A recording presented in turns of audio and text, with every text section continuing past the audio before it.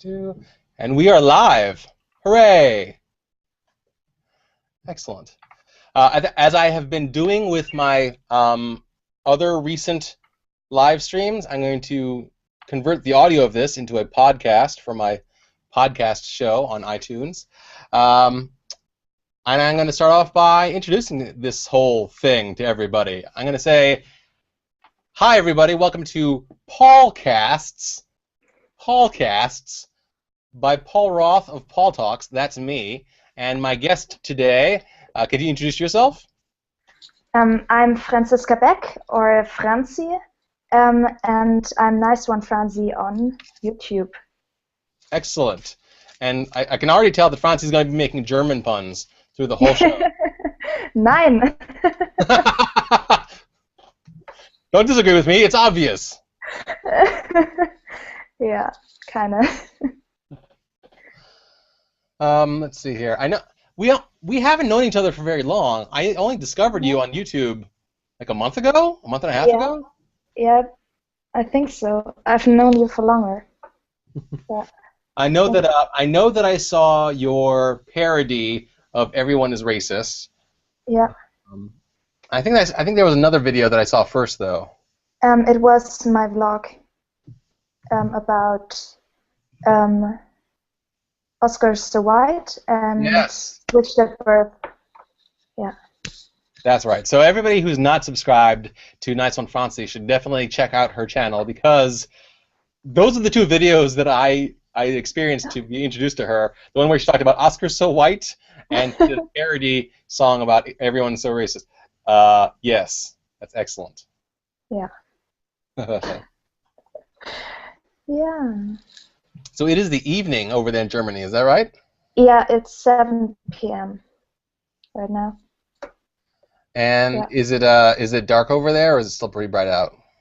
It's dark, not completely night time, but very dark. Let's see. I'm trying to pull up the chats and see how that's going. Let's see if that's working yet. And the parody song about Everyone's So Racist. That's me. So we have 4 people watching, apparently. That's exciting.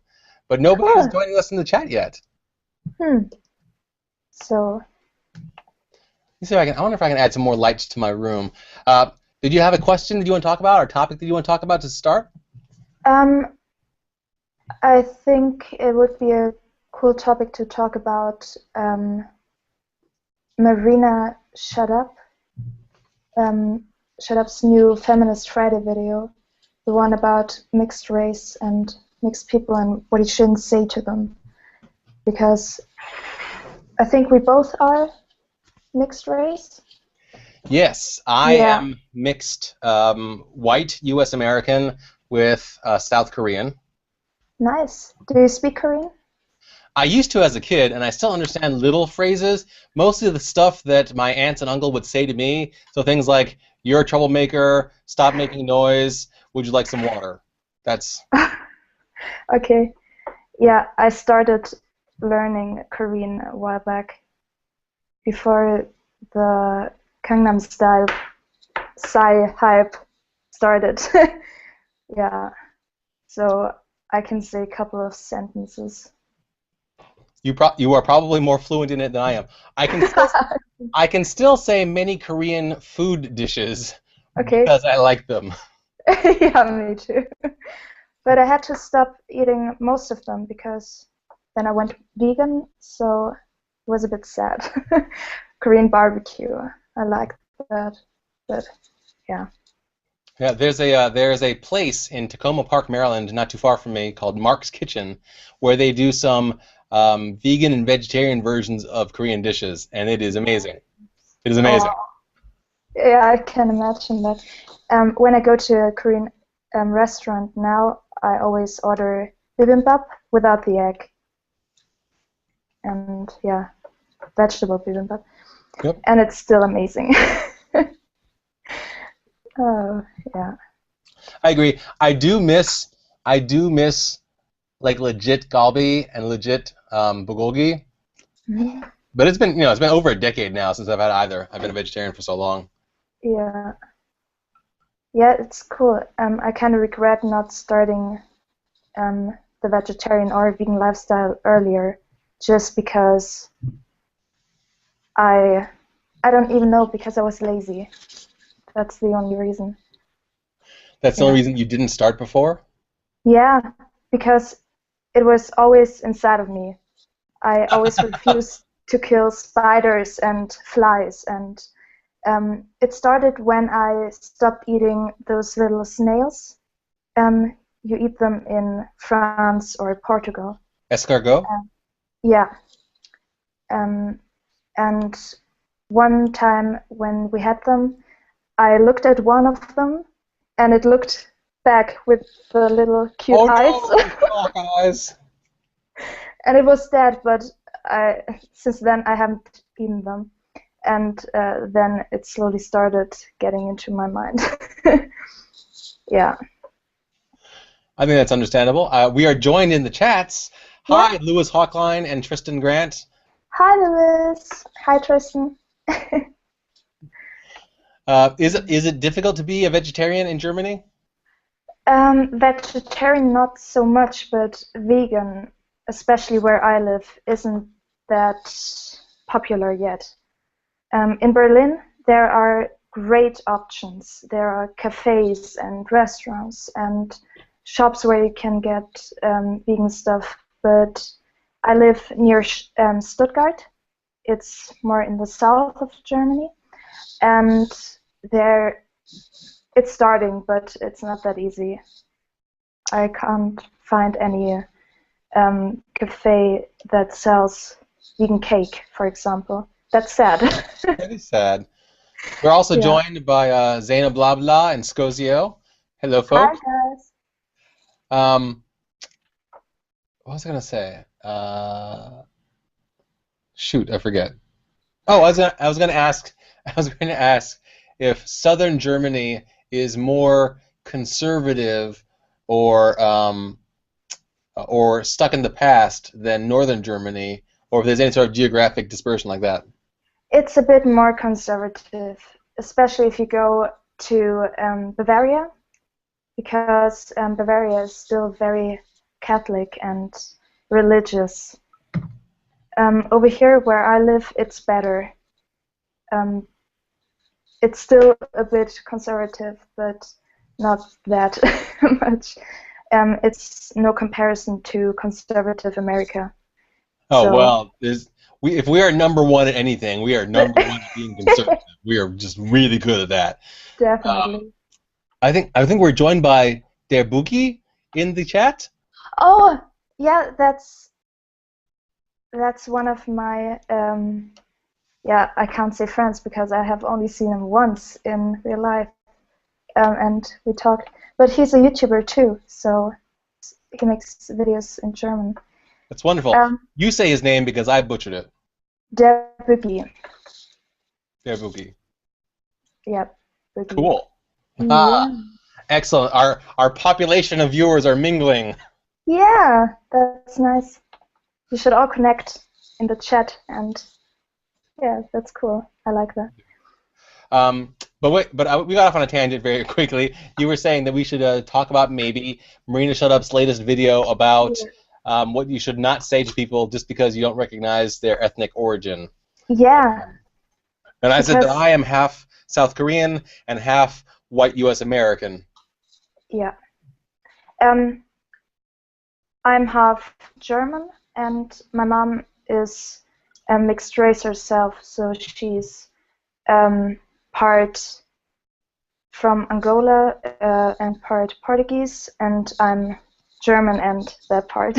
So, yeah. Now, I was born in South Korea, actually, Okay. but on a U.S. military base. So I'm kind of U.S. born and I'm kind of Korean born. Okay. So if people try to ask me where I'm from, they just open up a whole mess of worms. Yeah, I always answer with Germany because I've never lived outside of Germany. Yeah. And I'm not planning to move to Portugal, so yeah. Or Angola? No, I don't even think that I really want to go there. I don't know. It's just Understandable. maybe one day. But But of course, the point of Marina's video was that people who are feeling very privileged and probably very white in wherever they are from will see that someone is not white and then yeah, ask them, "Hey, where are you from? Because you're obviously not from where I'm from." yeah, and when you tell them that this question kind of annoys you and hurts you, can hurt you, they don't understand it because for them it's maybe the first time they ask it, and for me it's the 200th time I hear it. So yeah, Yes, I, I I don't agree. understand that. It's very problematic. We're also Yeah. joined in the chat by Kelia. Kelia, hi. Um, yeah, it's definitely a problem because it perpetuates the idea that a nationality, that a locality is associated with an ethnicity, and that's just bullshit in 2015. It's just not true anymore. Yeah. Yeah, one time I read on Tumblr that there's no diversity in Germany. And when they leave the house and walk on the streets, there's diversity everywhere. You just have to look. There are places where the population is mostly white, but over here there's so much diversity, and I grew up with so many people from different ethnic backgrounds.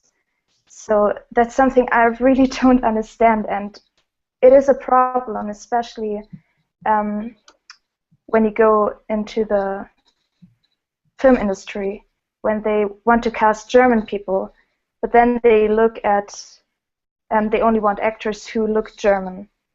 And for me, German isn't white and blonde or light brunette or something like that. For me, German is just diverse. I don't know.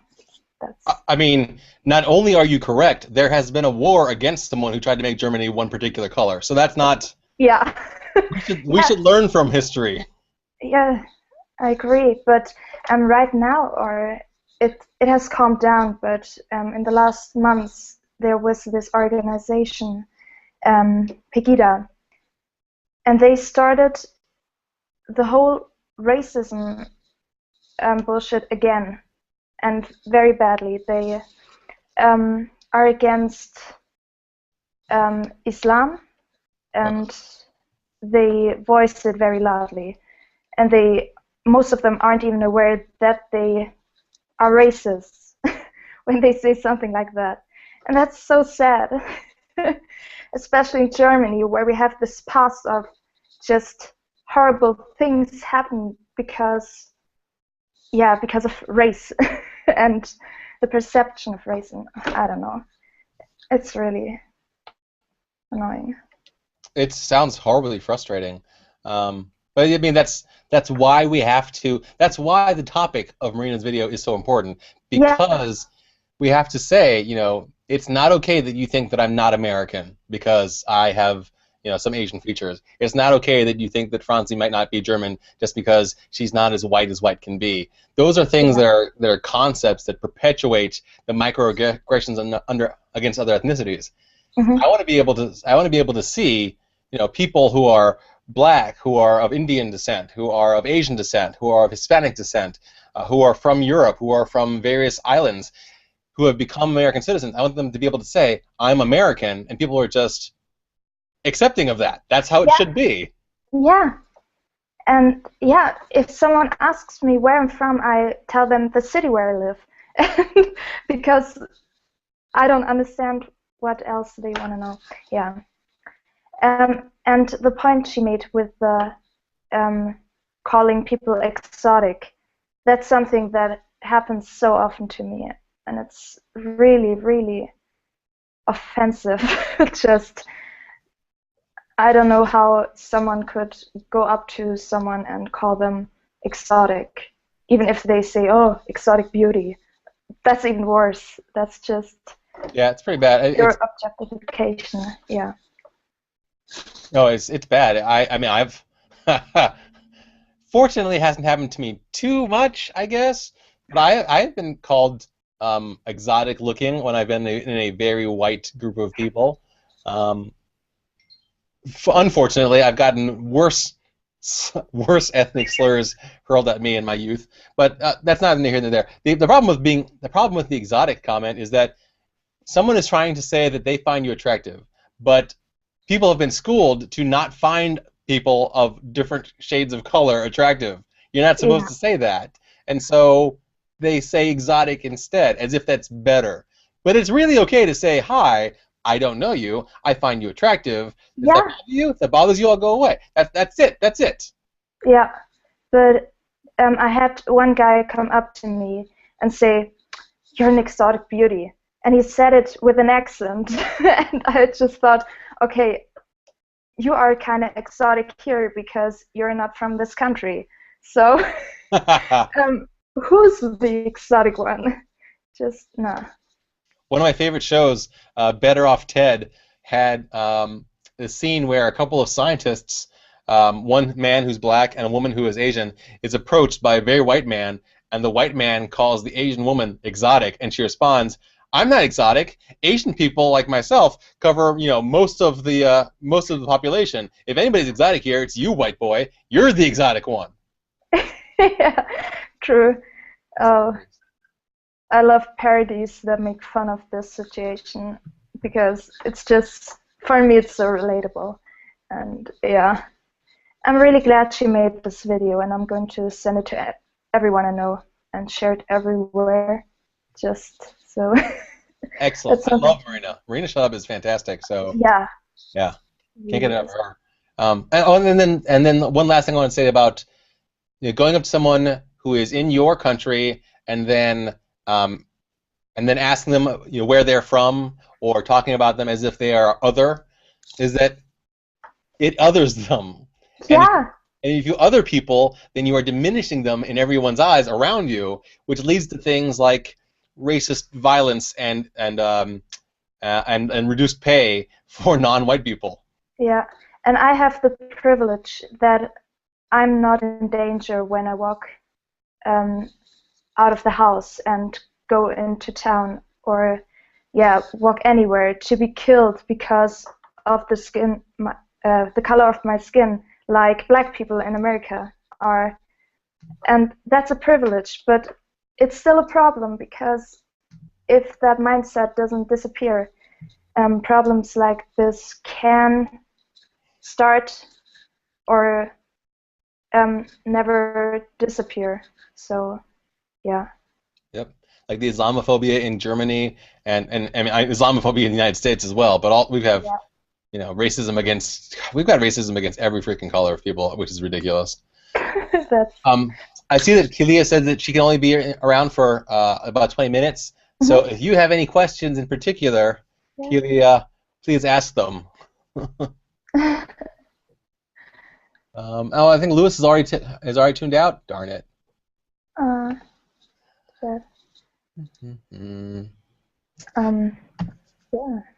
Any other topics on your mind right now?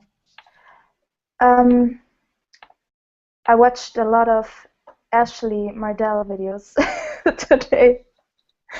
Just today? No, for the last week, but today especially. Yeah.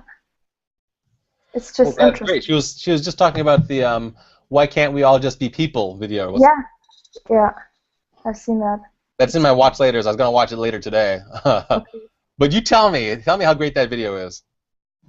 It's super great. No, I didn't actually watch it that intensive, and I think I did something else while watching it, and I have to rewatch it later.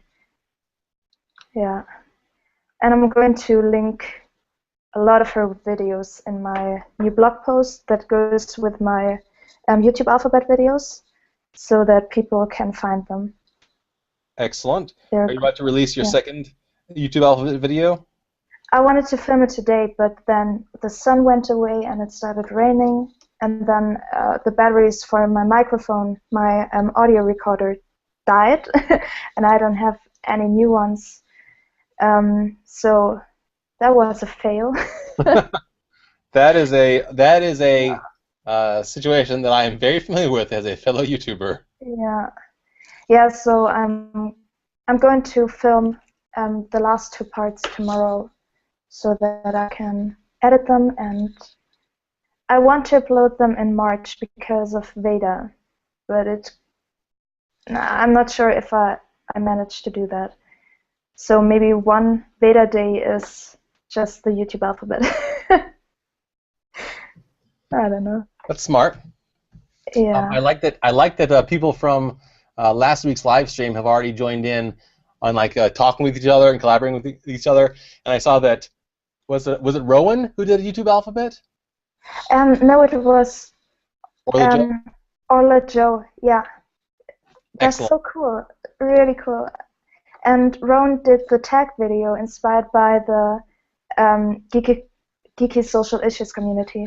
That's right. amazing. Orly did it too, and then Orly tagged me. Yeah. Yeah, I'm excited. We're all going to be doing these tags together. This is fantastic. Yeah, I'm definitely going to do this during Veda as one of the videos. I'm thinking about maybe doing Veda. I'm not sure. I'm so used to doing like a specific type of vlog where, you know, I've got the structure of things. I do a little cold open joke. I do my title card. I introduce myself to people. I talk about something for a while, put it up. Doing a daily vlog, I usually don't have the time to do all of that. So it's just going to be, you know, talking at the camera for a few minutes. Yeah, it's going to be stressful because I sometimes manage to upload one video in a month, and that's just ridiculous. And I have to force myself to upload more, and that's just I'm just throwing myself into the cold water and then hope that I can swim to a regular schedule. Yeah. I found when I've done previous, like I did Veda for August of last year, I think it was, and it was not easy exactly, but I did it.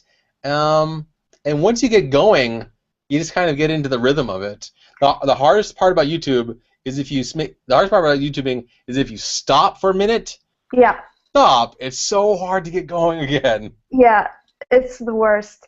It was like that when I had when I started YouTube, and my first Christmas on YouTube, on my niceonefransi channel, I did something called December Surprise, and I uploaded a video every other day. And it was a terrible idea because I was living in Munich, in an apartment where I didn't have Wi-Fi all the time. No. And I had to sit in front of my roommate's room because at that place I could get the Wi-Fi from the apartment, from the other apartment. And I spent almost all of December in front of his door uploading videos. It was ridiculous, but it was really nice, and I was really proud of myself. And then I moved to Mittweida, which is in eastern Germany, where my school was, for a month, and I didn't have Wi-Fi there, nothing at all. It was horrible. Not that horrible because I had people around me. I was living in an apartment with 6 people. We had 3 rooms, 1 bathroom, 1 kitchen, and it was pretty funny, but it was in the middle of nowhere and no internet. And after that, starting again was very hard. And it was during that time where the YouTube scandal stuff started with the British YouTubers in March 2014. Was it? Yeah, 2014. And I always loaded the Tumblr pages. The master post of dangerous YouTubers? Yeah, and I copy and pasted it into Word to read it later at the apartment. And I sat in the library or in the school and use the Wi-Fi there to read the stuff later. And I was up to date, but I couldn't comment on it. It was really bad. Yeah. Wow. So, Wow. Is there generally in Germany? Well, actually, I can't say this because this is about a country. But have you generally lived in places that have really good internet, or is it hit or miss? where I live now, where my parents live, it's actually pretty good, but the town next to us is kind of a black hole Oh. for internet. When the train drives through there, you just don't get anything. You can't even call anyone.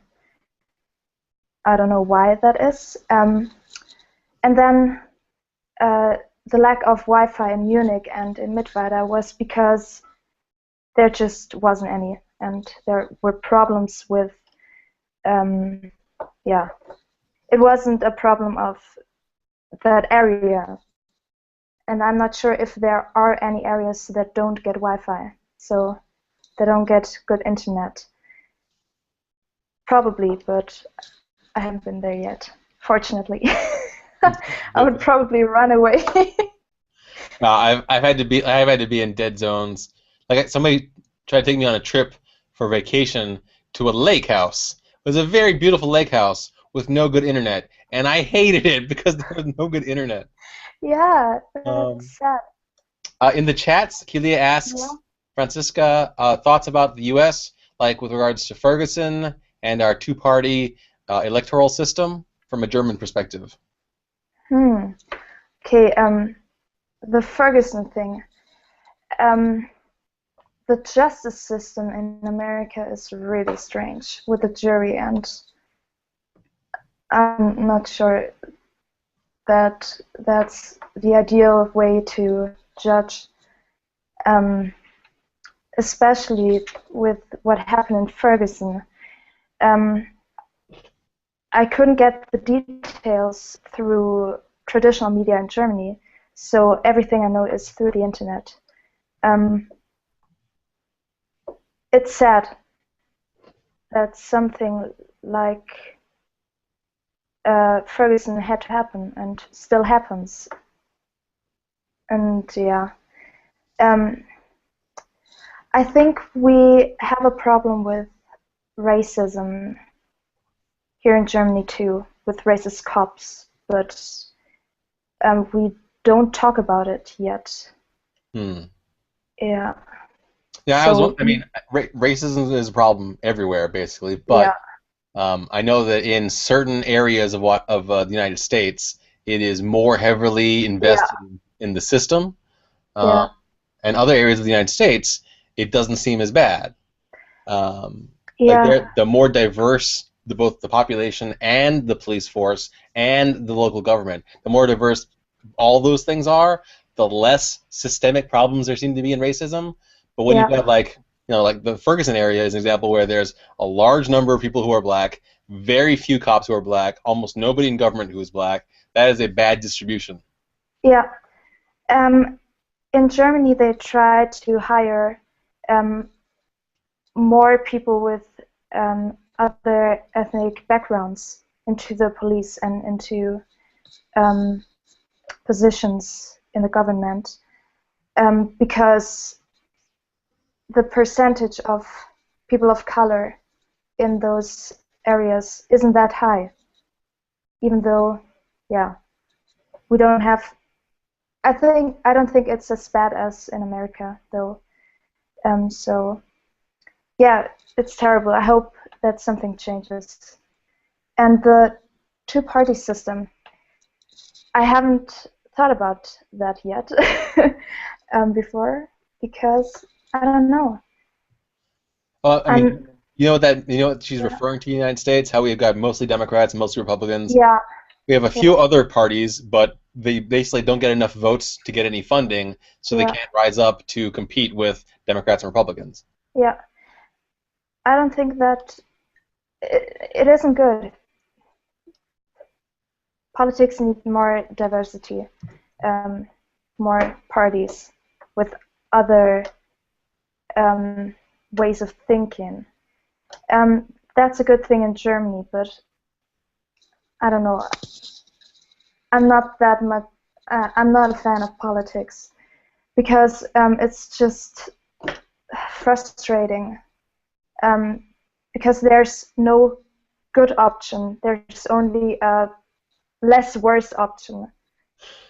That you could have been a U.S. citizen and said the exact same thing. Yeah. I don't know. Every now and then, have you seen this Tumblr post that goes around talking about how Australian and New Zealand politics consist of representative and proportional voting, so that every vote actually does count? Okay, that's the idea cool. is that if there are like 7 different people that are up for an office, and you vote for, and you can vote for them by your order of preference. You can say, this is my first favorite, this is my second favorite, this is my third favorite, this is my fourth favorite, etc. down the line. Okay. And if the person who's your first favorite doesn't get enough votes, they'll just be removed from consideration. And so then they'll consider who's your second favorite person for the vote. And if the second favorite person for the vote doesn't get enough votes, then they get removed from the consideration, and so on. So that eventually, probably not your least favorite person, but maybe like your third or fourth favorite person might actually get the position. That's cool. It seems very cool, actually. I like it a lot. Yeah. And I think I described it wrong, but because I try to do it fast. That's kind of how I think about it. Your vote counts because you get to vote in portion to every single person who's on the ballot, not just for one person. Yeah, that's nice. Every time I have to vote, I have to look at all of the parties and consider who the best option for me at that time is. Yeah, and I vote because if I don't vote, the ones who have bad things in mind vote, and their voice counts more than mine. So, yeah. Women fought for the right to vote for me, so I have to use it. Yeah. Good for you. Good for you. Mm-hmm. When did women get the vote in Germany? That's a good question. I don't even know. I'll ask Wikipedia. I mean, women didn't get the vote until just into last century. I mean, women were already drinking and working before they had the vote. Yeah, I know. So suffrage is not a very old thing. Okay, so I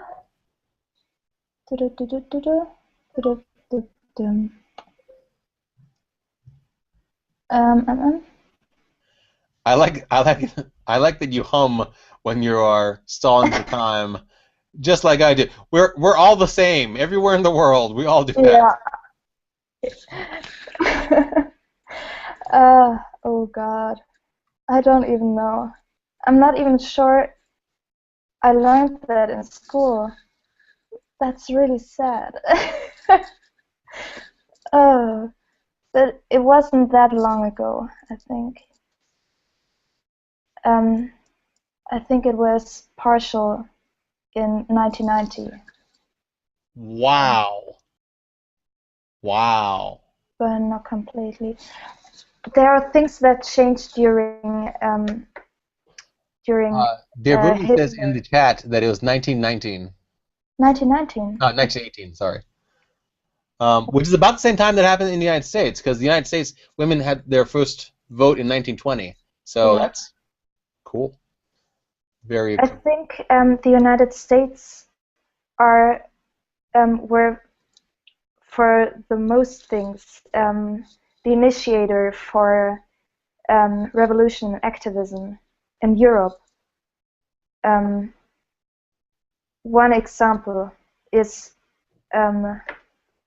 all of the thing about gender and sex, for example. In Germany, we don't have a word for gender. We use the English word gender, and that's, it's kind of sad that we still aren't at the point where we have a word for it. And that's just one example. There are several words I when I try to have a conversation in German about social issues, I always have to use English words because we don't have them in Germany. Wow. But is the concept of biological sex a concept in German? It isn't. I don't know. I kind of found that concept on my own. Huh. So it isn't necessarily something that is spread and that people are aware of. I Yeah. mean, I'm sure that you have heard, it's like I've heard over and over again, the gender is a social construct. Yeah. Even to a large degree, biological sex, from scientists, as scientists classify it, is itself a social construct. And it's interesting how the words that we get to use sculpt the way we think about things. Yeah. If I didn't have a word for the concept of gender as a different thing from the concept of sex, I wouldn't be able to think about it as well as I do. Yeah, and we don't really have a word like people of color or women of color. We just say ethnic backgrounds or something like that. It's really something I miss in the German language because, as you said, if there isn't a word for it, we can't talk about it. And yeah, I don't know. I hope that changes. But in Germany, we don't even have same-sex marriage equality. It's still not at that point. And that's so embarrassing to say. I'm really embarrassed for this country that we aren't at that point yet. I mean, the United States has just recently passed 50% approval of same-sex marriages, so it's not as if we are leaps and bounds ahead of you. We're just a couple of steps ahead of you. No, but even the United States, who are more conservative than we are. Yeah.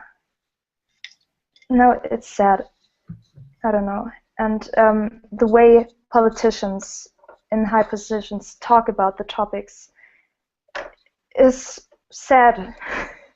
When I hear some of the comments they make, I just get really annoyed. And that's one of the things I base my vote on. So thoughts about gender and same-sex marriage and just equality for genders. Yeah. I don't know. Yeah, no, I mean, I'm glad that you do. I think that a politician's views on social issues, even if they are not part of their actual platform that they're running on, say a lot about the kind of choices that they're going to make. Yeah. The more inclusive you are of genders, races, and orientations, the more you're going to be fighting for literally every person's rights and every person's health, welfare, and safety, rather than just one sect of persons. Yeah. Yeah. I don't want to skip over. I think Dare Boogie asked in the chats a question to me. What do I think about U.S. police? I have heard that they are the most racist of all and always like to oppress their opposites. And what I'm going to say to Dare Boogie is that I personally know some police officers who are just completely upstanding. They really believe in justice for literally every person, and they fight very hard to do that. But there's a system in place that's been around since the very beginning of our country's development of governmental structures, wherein United States police were basically originally created to catch runaway slaves. I mean, that's kind of the origin of United States police force, and it's really hard to shake that. So that system has continued on, wherein, without even being explicitly spoken, it's kind of always in place that there's a bit of racism on police forces. Even though individual police officers can be not at all racist, can be very believing in equality and very free of bias, if those police officers who who you typically call good cops, if those good cops were to speak up or try to work against the bad cops in the system are usually at the top because they've been around for so long. If they try to fight against that, they'll either, at the very least, lose their jobs and any pension, or at the worst, their lives. Because who could stop that from happening? If a police force wanted to kill off a member of their police force for speaking up about how they are bad cops, who would catch them? That would be really hard to stop. And in fact, people who are more suspicious and have more conspiracy theories in their mind than I do, or perhaps are more valid, I'm not sure, think that's happening right now. Think that people who try to be good cops are killed for trying to be good cops. There are definitely good police officers, but it's and it's also a regional thing.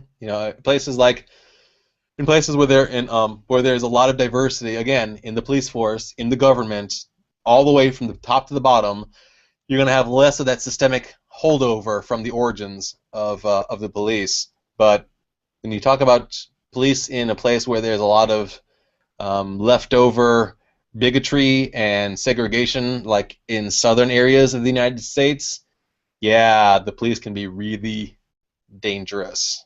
I am lucky that if you don't look at my eyes, I just seem like some light-skinned dude, and I can oftentimes get away with that. There are parts of this country, of the United States, of which I am a United States citizen, and I have been a United States citizen for multiple decades. I am afraid of the authorities in some parts of the United States, and that's ridiculous. That's really ridiculous. It's 2015. I think. I just don't understand. But what do you think about? What's your opinion on gun laws? Because that's a very broad question. Is there? Yeah, no, just in Germany, no one I know has a gun. Only the ones who do it for sports or who work as a police officer. And it's just so weird for me that in America everyone can have a gun if they want to. That's weird for me too. There's, I understand that there are hunters. There's some hunters who work for the United States government, like people who work as park rangers, who have to occasionally will go out and like shoot a couple of deer or shoot a couple of, I don't know, bison or whatever they shoot, bears maybe, in order to keep the population in check. That's fine. I understand that. I want them to have a reasonable rifle. Yeah. I don't want basically anybody who's. I basically don't want anybody to have an automatic weapon. I don't want anybody to have a semi-automatic weapon. I think that they can be effective when we are going to war on other lands, and even then, I don't like that they exist. No. They definitely should not exist in our country, used from one of our citizens to another one of our citizens. I think that if we've had this really foolish, absurd, ridiculous war on drugs in the United States, where it's mostly an excuse to kill Hispanic people and Black people or send them to jail, and it means that if you are just carrying a drug, you can go to jail, and yet if you are carrying a gun, you often can't go to jail for that. Why is that reasonable? It makes no sense to me. It gets me very upset. I don't know. And wouldn't it be less of a problem if no one who's a normal person was allowed to carry a gun around in public? Wouldn't there the problem that people get shot because police officers think that they have a gun just disappear? Because in Germany something like this happens like once in 3 years, that someone thinks that someone else has a gun and is about to use it, or I don't know. Yeah, wouldn't that just kind of disappear, or the reasoning? Well, I mean, certainly that excuse would happen. I mean, as I will say in probably every video where I ever talk about how Black Lives Matter, for example, in pretty much every one of these videos, I'm going to say that we have to keep on removing all of the excuses that can be made for killing innocent people of color, because police are going to keep on killing innocent people of color who are unarmed and use excuses for it. If we remove the excuse of, well, almost nobody in the population has a gun anymore, so you can't use that as an excuse, that'll be great. It'll take one reason away that police can say why they did it. If we were to if we were to have body cameras on police, then we'd have no excuse of, well, nobody saw what happened, so we have to believe the police. I think removing all the excuses helps us move in the direction of eliminating that racism, because then the people who are on the fence, like the racists are going to be racist. It's going to be really, really hard to change their minds because they've got a life built on that. But the people who are on the fence of how dangerous are the police really, the more evidence that they see that police really are dangerous, the more they'll vote for better control over what's happening with the police. So yes, if the guns were removed from the hands of the general populace, that would eliminate that one excuse. Okay. Megan has joined us in the chat and has pointed out that hunting rifles are very different from assault rifles. You are correct. They are very different, but there are also states in this United States where hunters are allowed to use assault rifles. Why? I don't know why. That's ridiculous. That's just ridiculous. I don't get it. And I don't want to go to the United States and be afraid that someone could just shoot me. Yeah. Just randomly. That's ridiculous. Yeah. Megan points out that she was pulled over and by a cop in November and was nervous because cops have guns, and you know, that's not even like a racist thing. That's a women's issue, that women can get pulled over by police in the United States and are often forced at gunpoint to submit to a rape and or other type of assault. That's horrible. I don't know. Sometimes I really don't want to live on this planet anymore. Just go to Mars and disappear. Oof. Oof. Oh. Megan's story in the chat. Yeah, I'm seeing this. Oof. Wow. I'm so sorry that this happened. Wow. What I wanted to ask you, the thing I never hear about on Twitter or Tumblr is how the situation with Native Americans is at the moment, discrimination against them. Because when I went to the West Coast for the first time, we traveled around some states, and we also saw the places where they live. How's it called in English? Reservations? Yeah, reservations. And that's just, I don't know, my heart broke. And how is the situation? Is there anything, I don't know. I'm just tweeting out what we're talking about. Okay. Well, it's topical that you bring this up for a couple of reasons. First of all, I live in the Washington, D.C. area, and the Washington, D.C. National Football League's team name is still a racist team name. They haven't changed it yet. Nope. I thought, oh my god. And then, as you and most of the Netflix viewing world are probably aware, there is this TV show called The Unbreakable Kimmy Schmidt, wherein Jana's character was supposed to be a Native American, but she's obviously white. Yeah. And there was a hell of a lot of racist stuff in there about Indians, and it's not good. I actually just learned today that the initials NDN is a shorthand for American Indians in the United States, in the Northern American area, that apparently some Native Americans prefer to use when they refer to themselves. So I'm going to try that out for this chat, NDN. Okay. But yes, they are the least represented of the ethnic components of the United States population, despite the fact that their numbers, once upon a time, were quite great. They've basically been subjected to governmental genocide, and it is horrifying. There's a documentary film festival that happens in the Washington, D.C. area every year. It used to be called Silver Docs, now it's called AFI Docs.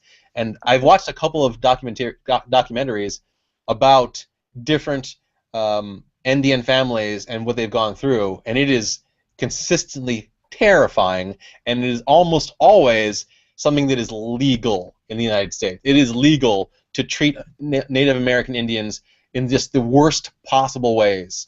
to take their lands, to make them move, to fire them, to abuse them, to deny them health care, all sorts of crap that's even worse than every other ethnicity. Yeah, and the sad thing is that I never hear about it. I never see someone talk about it. And I can't imagine that no one is aware of that problem. Yeah, we have, I think we have, it's either a Canadian movie film festival in our area, or it's a Indian movie festival. And I went to a smaller festival where they showed a couple of projects and movies, and there was a short film. It's called The Dancing Cop, I think. It should be on YouTube. I think I'm going to tweet it out later. It's basically about that racist cop problem. And it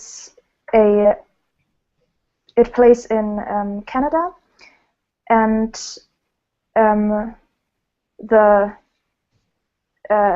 most important part of the story is that the cop beats up the Indian guy and then starts dancing and singing in front of him, and it is just a huge section of this short film, just this cop singing and dancing, and you're sitting there and think, what is going on? And then he stops and says, no one is going to believe you that this happened. And this just hit right in my heart. I'm tearing up when I talk about it. It's just, so sad. That's horrifying. Oh my God. That's terrible. It is terrible. It's just awful. Yeah. And in addition to systemic historical oppression in the United States, Native American Indians get almost no information about their histories taught to the people who live in the country around them. Like, I lived in Maryland, and I learned zero about Native American Indians on the East Coast of the United States. I knew nothing about it from school.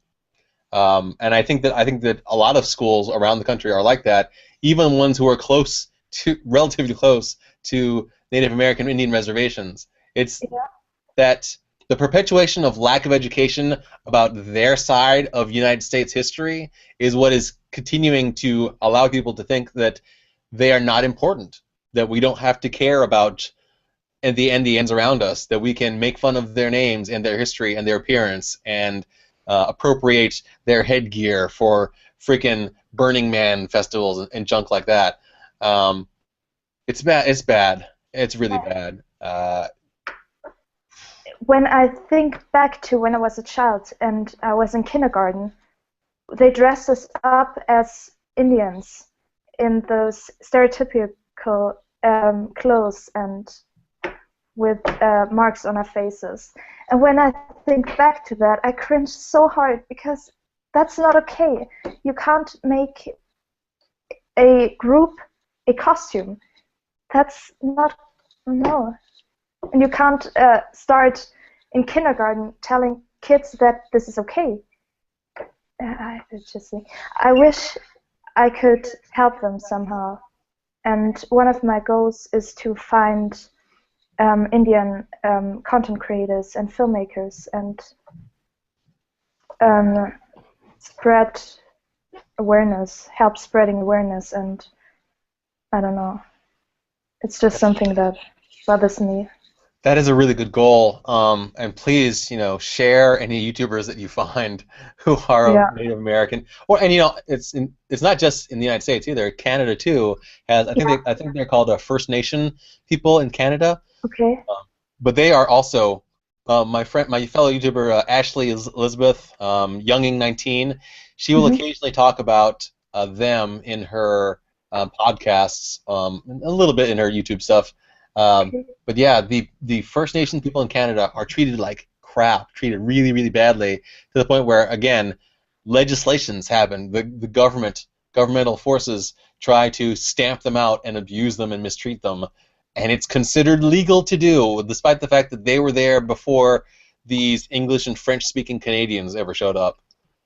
I don't get why we are really bad to each other as human beings. I don't get it.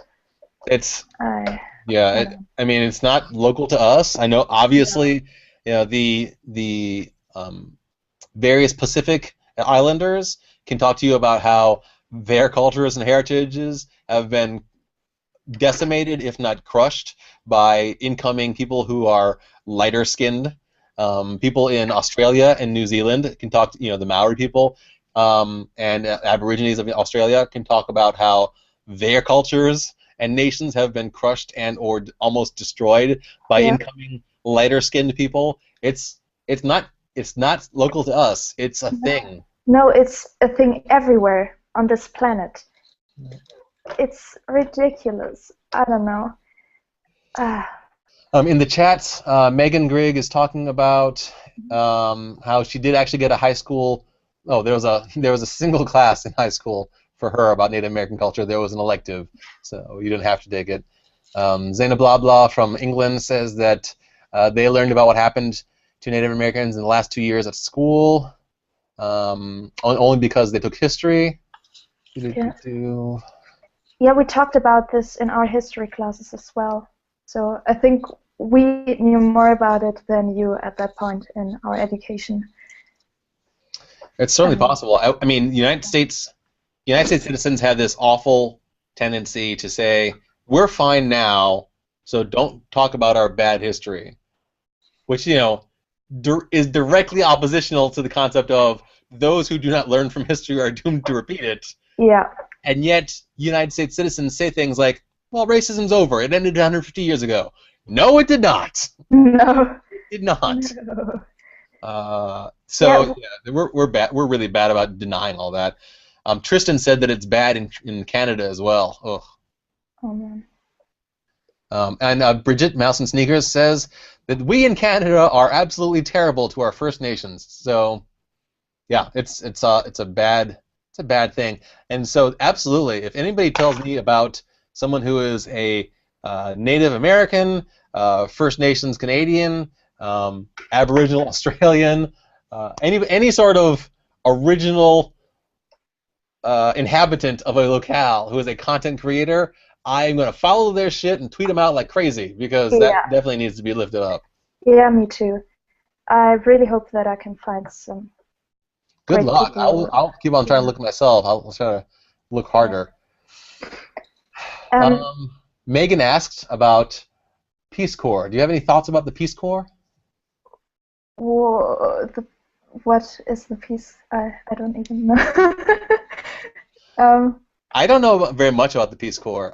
From what I understand, it is an organization that is dedicated to going to places in the world, that need social and menial help, and try to provide that help via volunteers. I know that a lot of people from United States colleges, or just out of college or before college, will join the Peace Corps and go off to try to do work somewhere.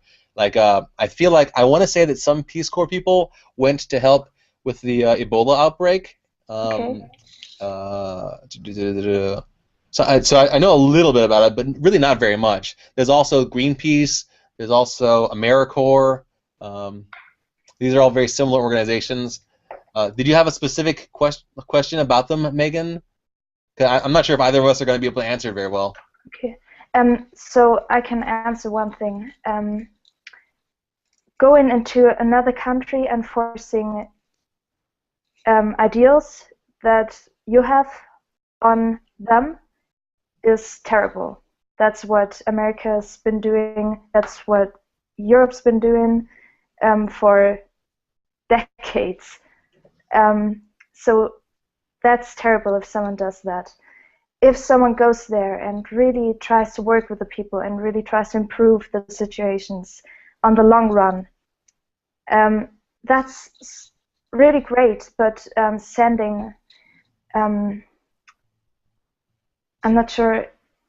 Do you know the Book of Mormon musical? Yes. That makes fun of that Mormon culture. that's one example.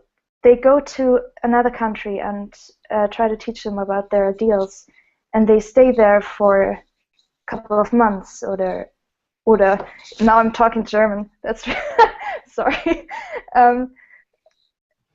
Yeah, just for a short amount of time, and then they come back and think that they changed the world just because they built one house or one school, and yeah, that's ridiculous. And then when they come home with photos of little children of color and depict them as victims and themselves as the heroes that went there and helped them, and I really have a problem with that. And that's one of the things I'm going to talk about on my channel in the future. Yeah, I already have some kind of parody planned for that. Excellent. Do you know that song "No Good Deed" from the musical Wicked? No good deed goes unpunished. Yeah, and I wrote a version called "No Good Deed Goes Unposted." Yeah. Excellent. Goes Yeah. unposted instead of unpunished. Nice. Yeah, and that's just that mentality that, I don't know, the people in other countries with war or less food to eat or whatever are victims, and you are the more intelligent person.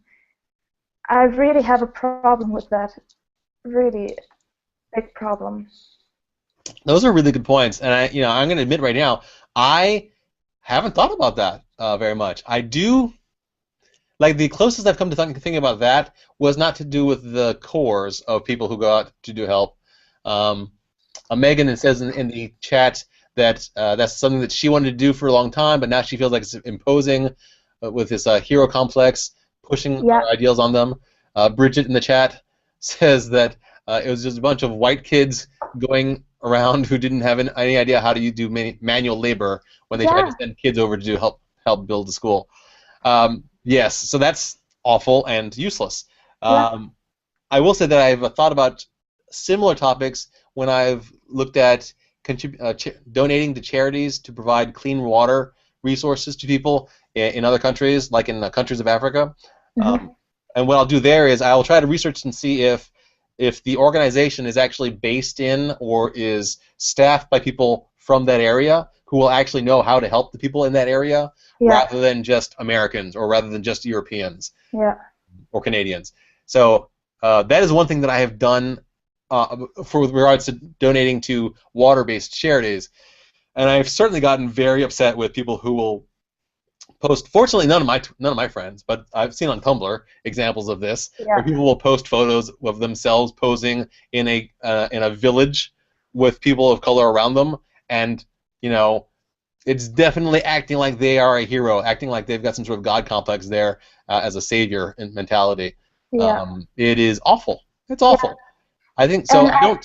But the thing is, I don't know what the policies are for Peace Corps, AmeriCorps, or Greenpeace. I don't know what their actual policies are. If they're literally saying, "Hey, country or area in need, tell us what you need, and we'll provide that for you," if that's what they're doing, great. If they just come in there and saying, "We have these Christian ideals from our missionary days, and we're going to impose them upon you," then they suck. But I don't know who does what. Yeah, I do respect people, doctors, nurses, who go there and help people by giving them their services as doctors and nurses, and people who work with the women there to build agriculture and to build some kind of small industry that they can work with, that they can grow. I really respect those people because that's the only thing that works. But everything, all the other thing around that, it's ridiculous. And I've read that there's the problem that the orphanages are very popular with white folks who want to help those poor children of color, that children get sold to orphanages. They aren't even orphans, just for tourist attractions, basically. I don't know. That's such a complex. I mean, that is awful, and like it's awful for two reasons. First of all, it's awful that it's happening in I would imagine African countries with children of color who are being taken from their parents. But it's also not only happening there. I have definitely read a few articles about how in certain less developed or less economically solvent areas of the United States, children will be taken away from black parents, literally just because their parents are black and not making a lot of money. That's the whole they're not neglectful, they're not abusing their children, they are trying to shelter and feed their children as best they can, so they're not doing a bad job of it, but they might not have like the best job, they might not have a lot of money, and they're black, and so their kids will just be taken from them by a government agency. I read about it happening in I think Detroit earlier this year, and I think a couple of articles about it last year. So it's a part of that. It's a part of the racism of our culture to think that people of color are bad parents, and so their children should be taken away from them. Yeah. And that's as true, sadly, here in the United States as it definitely is elsewhere, where people can make money off of selling children of color or the idea of children of color to white people with money. Yeah. I take really personal offense with that mindset because half my family is black, so I might not be black in my skin, but I still have the black part inside of me, and I'm a woman of color, and that's so annoying, so bad. Yeah, I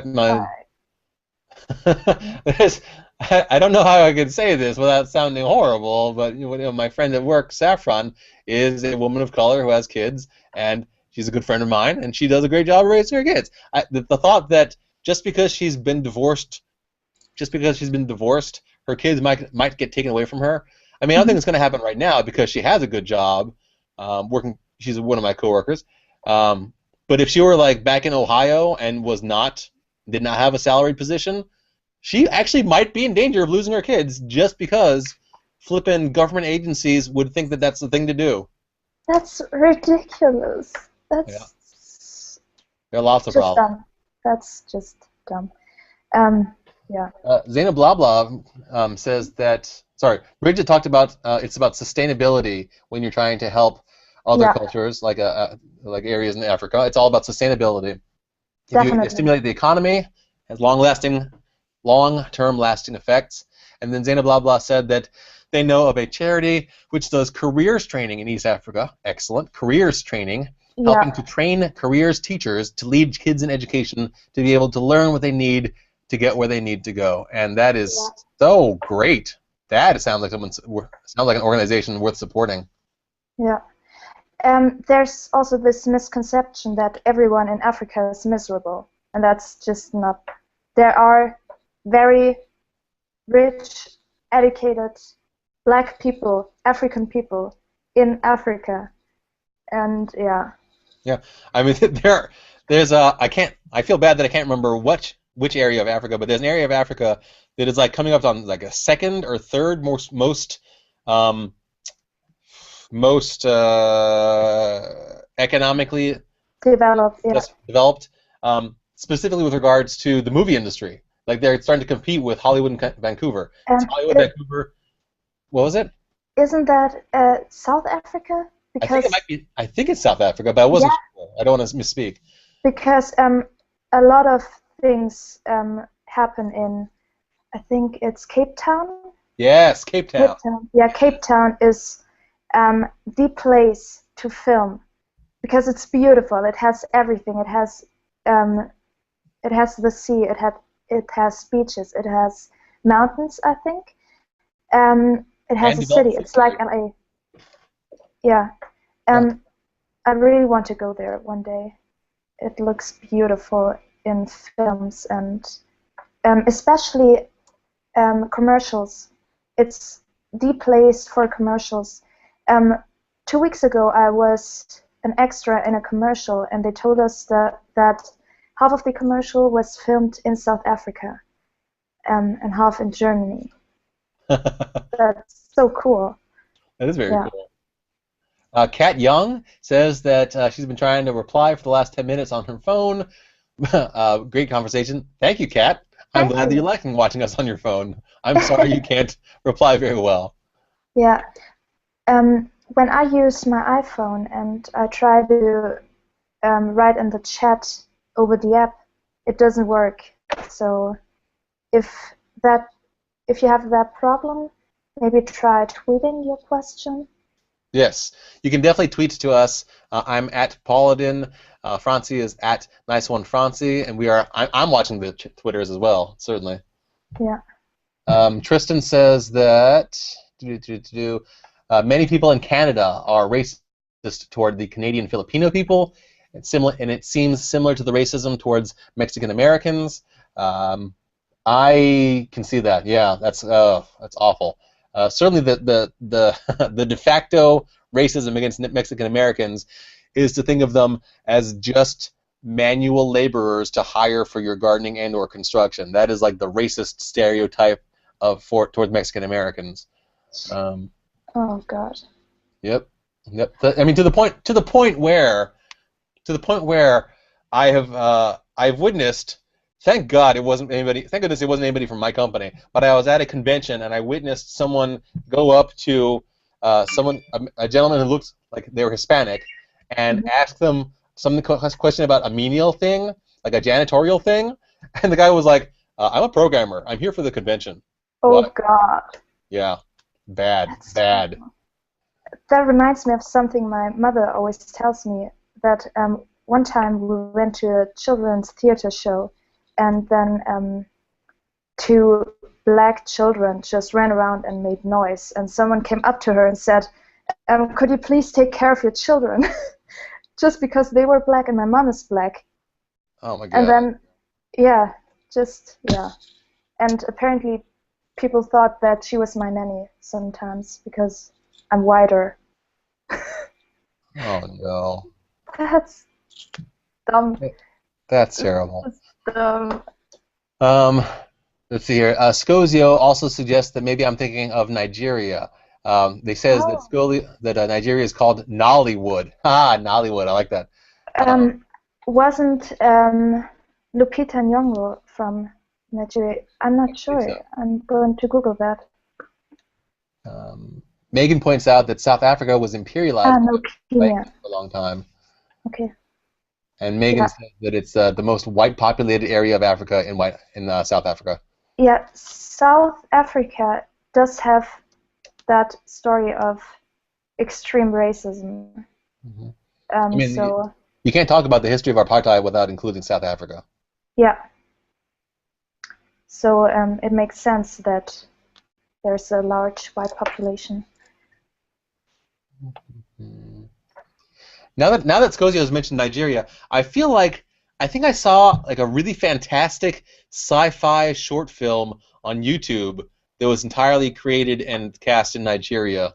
That's amazing. About like this woman who's like escaping from a futuristic dystopia where she wasn't allowed to feel artistic feelings. Okay. It was really brilliant. I should look for that again. I feel like that was from Nigeria. If you find it, please send it to me, even if it wasn't from it. I think it's in my faves, so I'll look for it. Okay. Speaking of sci-fi shorts or films, the one they uploaded yesterday, SPORE. SPORE, yeah.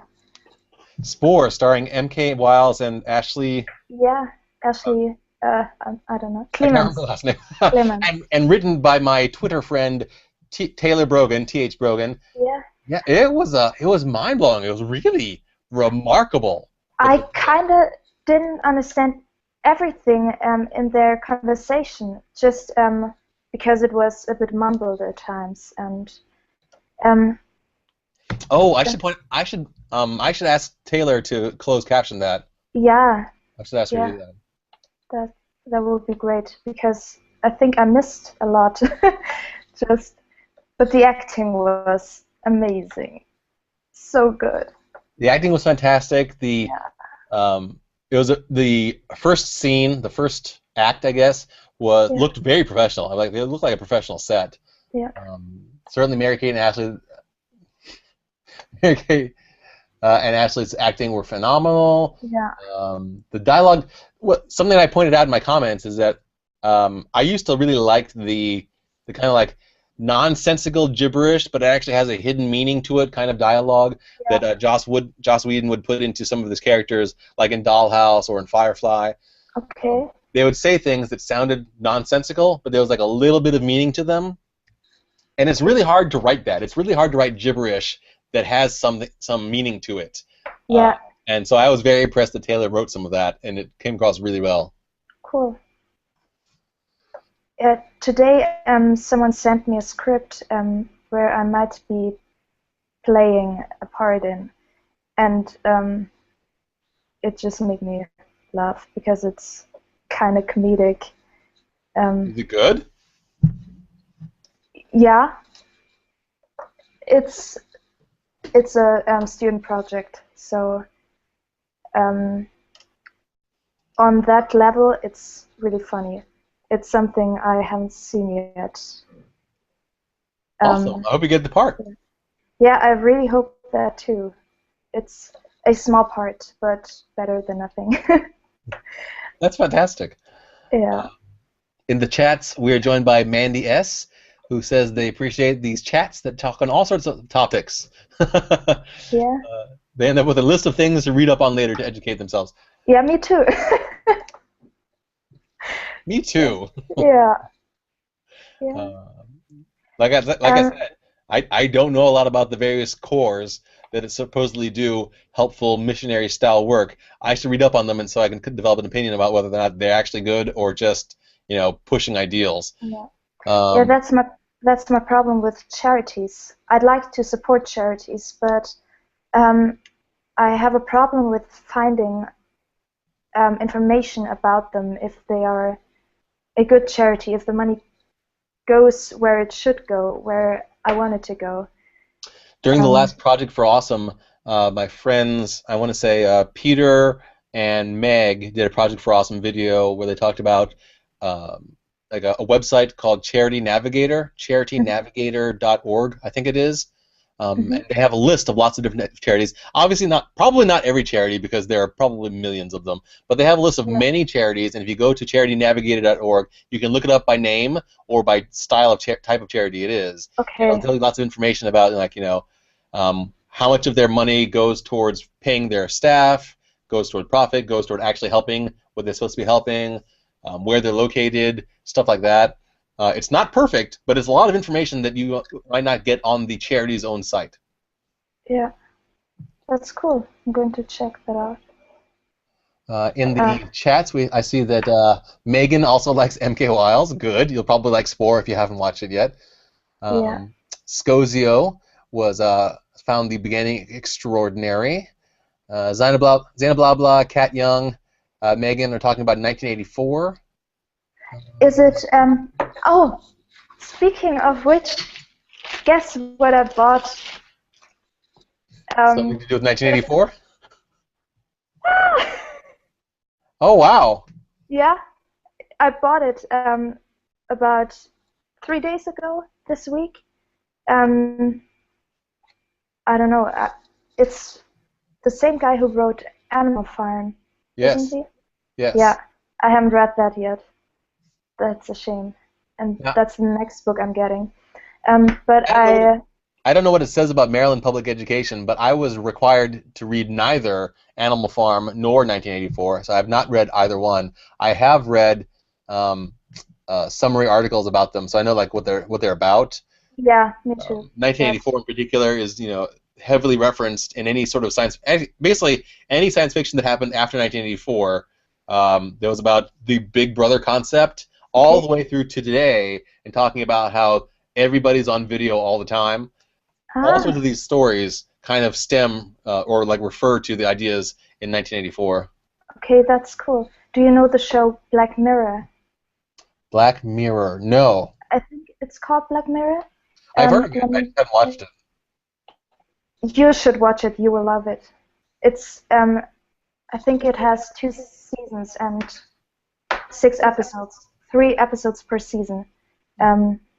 Yeah, you're going to love it. I know it. It just blew me away.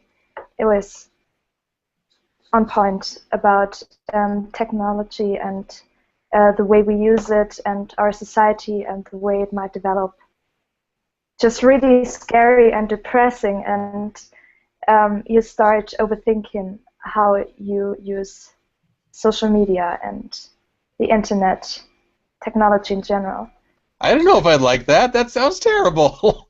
Yeah, it is terrible, but it's a good kind of terrible. And it's very well made with amazing actors and great scripts and great stories. Anyone who likes TV shows should watch it. Black Mirror. I'll put it on my list and I'll check it out. Yeah. Although right now I'm on a rewatching the Avatar: The Last Airbender series. Okay. I want to rewatch that first, and then I'll watch Black Mirror. Yeah, I started rewatching Orphan Black because season 3 is about to start. Oh no, I got to do that. I have to watch season 2 because I'm glad you reminded me because I need to watch season 2 of Orphan Black, so I'm ready for season 3. All right, so I'm gonna do that, and then Black Mirror, and then I'll go back to Avatar. I have so many things to watch. Yeah. I want to say one thing here about in the chat. Zena Blah Blah says Joss Whedon is just amazing. For the most of my TV viewing life since I want to say college, I think since college, I've been a huge Joss Whedon fan, and I've liked all of his shows and all of his movies. But there was a small thread on Twitter today where the hashtag was Whedon and race. Whedon and race. Okay. And there was there are really fantastic points about how Joss Whedon, he might be a good storyteller. I think he is a good storyteller. I like his stories, but he definitely overlooks some sexist stuff and racist stuff about his own perspectives on things. They were talking about how every black caricature from Mamie to from Mamie to Sapphire was covered by something in Joss Whedon's stories. The thing that I knew about, of course, was that the universe of Firefly is supposed to be heavily influenced by Asia and China, and yet you don't see hardly any Asian characters. Oh God. Yeah, there's definitely some problems with Joss Whedon stuff. I still like the stories, but I have to recognize that they are problematic. Otherwise, I'm just being dishonest about it. Yeah, you can enjoy something as long as you recognize the problematic stuff and think about it. That's okay, but yeah, it's okay to like stuff with problematic aspects, or else we could sit in a corner and cry all the time. I mean, that's it. Kind of being able to recognize problematic aspects of media is important to combating all the systemic problems that are just embedded all around us. But that also means that when I find something that has very few problematic aspects to it, I love it all the more. Yeah, I mean, that's true. Like we just talked about Orphan Black. Orphan Black has so many characters, so many different lifestyles. Everybody is accepted. Yeah. There's a trans character. Isn't she play a trans character? Oh my God, I love that. Yeah. Amazing. It was a trans clone. Just so good. So good. I mean, the only thing that is a problem is the body types. There's just the slim, slender. That's one of the things. Yes. Yeah.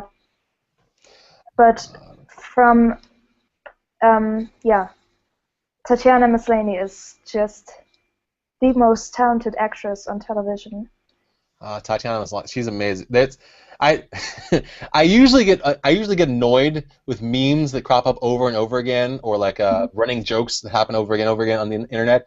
But there's this joke about how every time some new show is announced, it's going to have a wide cast of characters. Somebody says, "Oh, they should just hire Tatiana Maslany to play every character," and I am down with that. I would watch I would watch Avengers 2 starring Tatiana Maslany alone. That would be great. Oh my God, that should be a thing. No, I really love her, and she is what I want to be as an actress someday. Uh, it's just fascinating. If you just look at the characters she plays and the voices even, the voices of the characters change so much. I'm in love with her. I can't Everybody wait. should be. She's just fantastic. Yeah, and she should get all the awards, even the Oscars. Just give her everything. I agree with that. Let's see. I got some comments.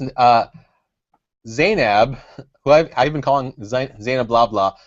Zainab has corrected me on the pronunciation of their name. I apologize. Let's see here. What else is going on here in the chats? Someone wrote a comment. Megan wrote, I think you have a lot of good points, but I also think that there's too much of a pessimistic view on technological evolution. Yeah. Oh, is that about Black Mirror? Yeah, that's true. It's just really pointing out what could go wrong. It's not really looking at the good parts of technology. Yeah, I'm aware of that, but sometimes I just like that. Just the worst reminds us. Well, it's good to be warned about it. I'll brace for how pessimistic it is. It really is, and it's shocking. I cried a couple of times, I think. Yeah. We are joined by it's a German dude. Hi, German dude. Just some German dude. What else is there? Bridget also likes Avatar: The Last Airbender.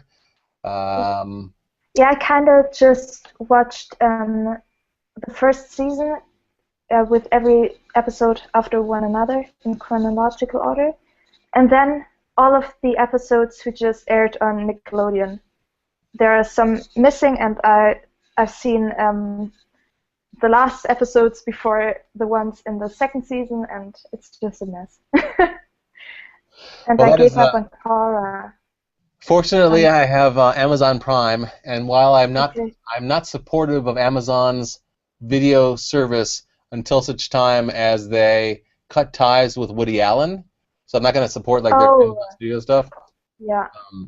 Until they get rid of Woody Allen, but they do have the Avatar in their archive, so I can watch the Avatar series on Amazon Prime, which is nice. Megan says that she wants to talk about how amazing social media is, but she just took a class on the societal dangers of technology. It was getting alarmist. Yikes. Yeah. Education sometimes really makes you sad. Knowing things. And the news, which I guess is also kind of education. Yeah. Bridget says that Anthony and Joe Russo, who directed Winter Soldier, will be directing Avengers: Infinity Wars. Yes, I did know about that news, and I have mixed feelings about it because Anthony and Joe Russo do really good, basically military films. I mean, within the framework of Marvel Studios, we've seen them basically do a war film and a spy film, and that's great. They've done a good job of it. But how are they going to deal with an Infinity War that, by its name and from what little I remember of the comic books, should be spanning the galaxy? Hopefully they will do well. We'll see. Yeah. I have no negative feelings about it. I'm just not excited about it. I'm like I'll see what happens. Have you heard that apparently the new Spider-Man is going to be another Peter Parker? I've heard that, and it looks like one of the actors in the forerunning is like a 15-year-old, 16-year-old, like a kid, white kid. It's frustrating. I don't know. I watched I was hoping that they're gonna have like a 20-year-old, 30-year-old Spider-Man, Peter Parker, at the very beginning of the introduction, and then he would die, like he did in the comics. And then when he died, Miles Morales would take over. I think that's what I want to happen. Yeah, or there was a version of Spider-Woman. There was a Spider-Woman before Spider-Gwen. I just recently heard about it on SourceFed. um, I didn't know that. And that's amazing. Why can't we have Spider-Woman? Just not even Gwen. Just take Spider-Woman, make her a woman of color.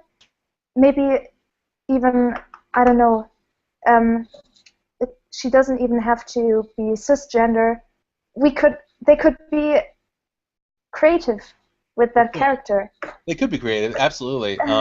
The Spider Woman that existed before Spider-Man Gwen was Spider-Woman Gwen. It was Jessica Drew's character, I think, Yeah. who she was called Spider Woman, but she had almost nothing to do with the rest of the Spider-Man franchise that I recall. She was basically just I remember finding out about her during the Marvel Secret Wars back when the Beyonder came into the comic books, and all these different characters came onto the planet together. And she had like some kind of like psychic powers, and she could stick to walls, I think. But she had nothing to do with radioactive or genetically altered spiders. She had a weird kind of abstract costume, a red and yellow costume. Yeah. Wasn't very. I don't know. There used to be a Spider Woman. She was a fine character. She was a white woman, I believe. I think she was a white woman with black hair. But they don't have to stick with that by any means. They can revamp her however they like. There's also Spider-Woman Gwen, which is great. I like that alternate universe. And there's also this character called Silk that I don't know very much about, but apparently Silk is either Asian or Asian American and is a part of the Spider-Man franchise, and that would be really interesting as well. That's amazing. Yeah, I like because there's a lot of stuff having to do with Silk, with spiders, with the whole concept of spiders in mythology / magic / religion in Asia. Like it's a big part of that. Not as big as in certain African tribal histories, but definitely in Asia it's a big part of it as well. So I think it'd be really interesting if there were an Asian Spider-Man franchise character. I think that'd be cool. Yeah, definitely. I'd also like to see, I don't know, maybe a Petra Parker. Just make Peter Parker female. Yeah. Please. No problem with that. That'd be awesome. Yeah. For a hot minute, I was very excited about Andrew Garfield talking about the possibility of a bisexual Spider-Man. That would also be cool. Yeah. Or we don't even have to change the gender of Gwen, for example, of the love interest, because it could just be a lesbian or queer or non-binary. Absolutely. Whatever. Absolutely. A bisexual Petra Parker who is attracted to Gwen and Mary Jane would be. Oh my god. Oh my god. I would love that so much. So much. And you know what? Here's the thing.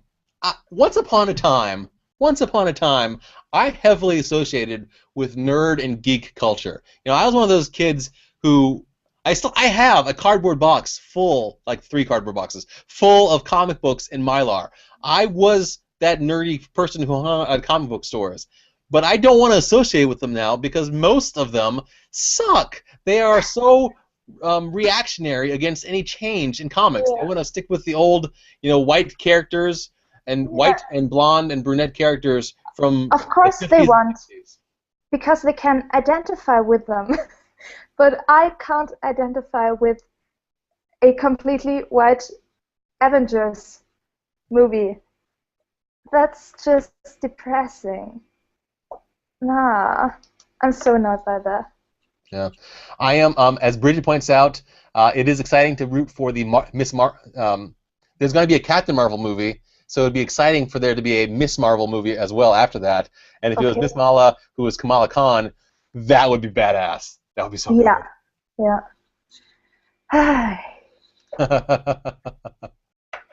One day I'm going to play a female superhero in a DC or Marvel franchise.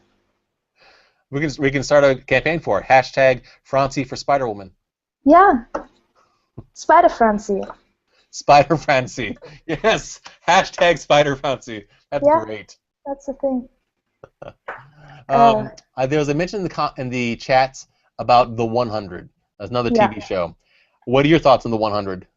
So, I was one of the people who started watching it when it came out and stuck with it until now, so I'm kind of proud of myself. So, that's the hipster inside of me. Because, You liked The 100 before it was cool? yeah, before it was unproblematic. Before it was, it had good stories.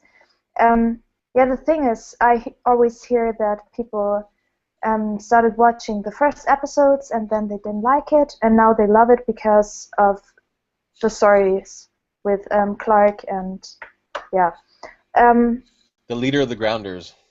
Yeah, and in the beginning, it was really spoilers alert. So if you haven't seen the show yet, I'm going to talk about major spoilers in the first season, in the first few episodes. So that Jaha's son was killed, the only black guy on the ground. Yeah. That was what's his name? It was Darwin from the X-Men all over again. Oh yeah, yeah. I didn't like that. But now I see why it had to happen. It was annoying because he was the only black guy, but it was important for the development of the story. And his death wasn't in vain. It still, now at the end of season 2, is something that shaped the other characters and the way they act. So that's good. And in the beginning, the Grounders, who were mostly people of color, were depicted as savages and cruel and murderous and stupid.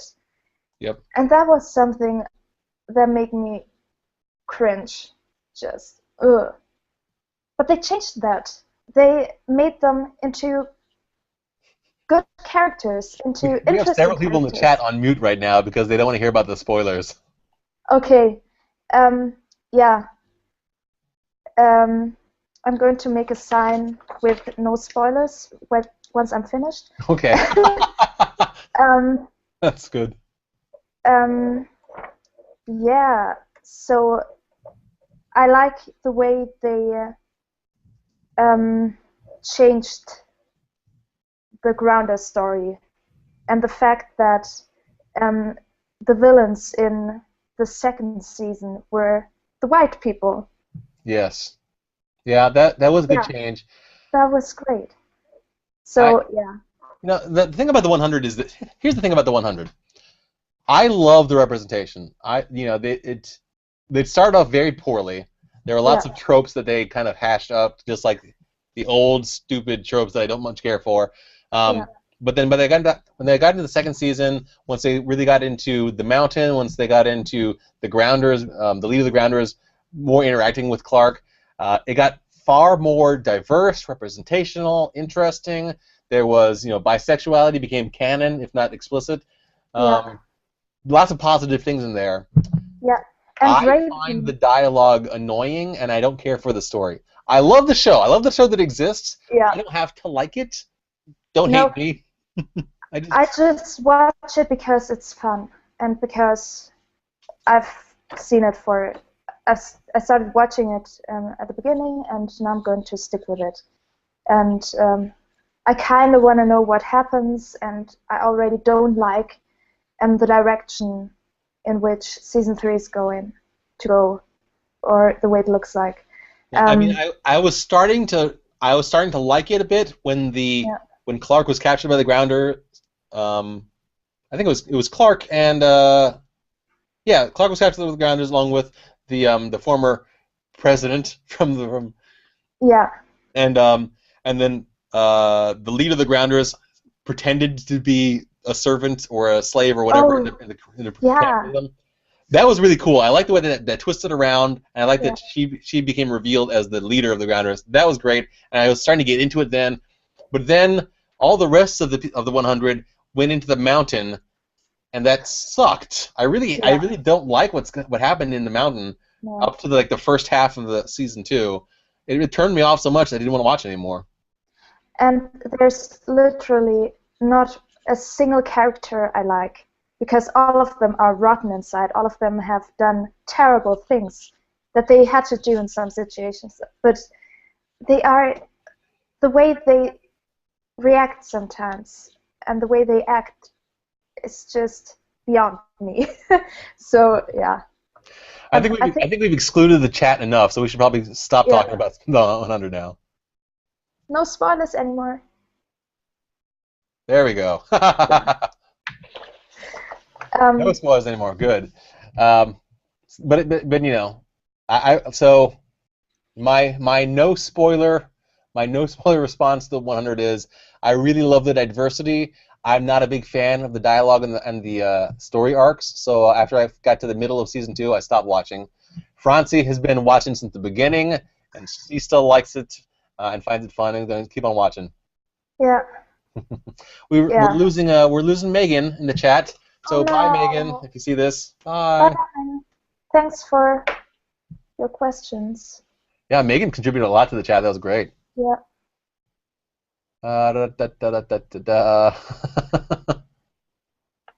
So. My goodness. Something I wanted to bring up was, did you see about the info about Nerdcon stories? Oh my God! My favorite author is going to be there. I'm dying. I'm literally dying. I wish I could go there. Peter Rothfuss? Did I see you tweet that? Yeah, Patrick Rothfuss. Patrick Rothfuss. I love him so much. He's such a good person. Yeah. I'm crying. Oh. He was in Germany for the past weeks, and there's this book convention in Leipzig, and I always wanted to go there since I was like 14, and I never managed to go there. And this year I could have gone, probably, but I forgot about it, and he was there, and it just kills me. Oh. He's an amazing author. You should read his books.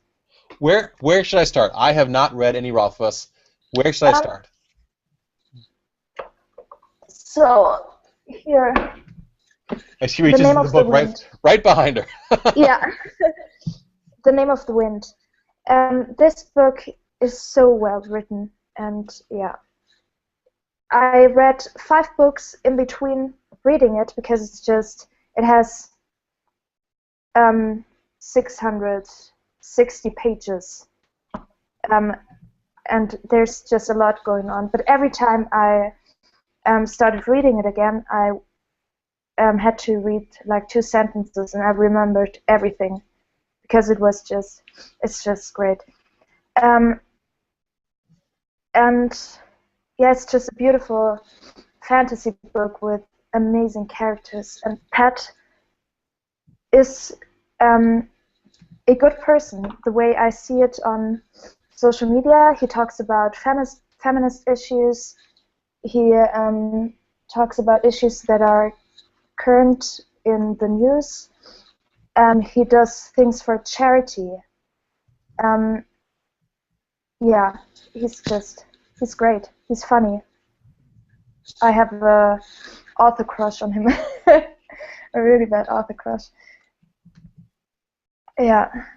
The second book is The Wise Man's Fear. They will give you a lot of joy. You should look at this book the way it looks like. It's fallen apart. Can you see that? Wow, you have really read the heck out of that book. Yeah. The back is broken. And he developed a card game for his books with designs based on his characters, and he did it in a live stream where everyone could tell their ideas and tell them what they would like more. And on one live stream I participated, and some of the things I suggested they used for this picture. That's amazing! Yeah, that's fangirl Fransi mode here. The only thing I know about Patrick Rothfuss is his participation with all the people who are with Project for Awesome, Yeah. and again his social media, his Twitter and stuff.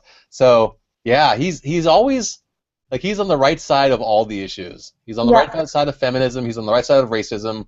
Yeah. And obviously he cares about contributing to charities. So Yeah.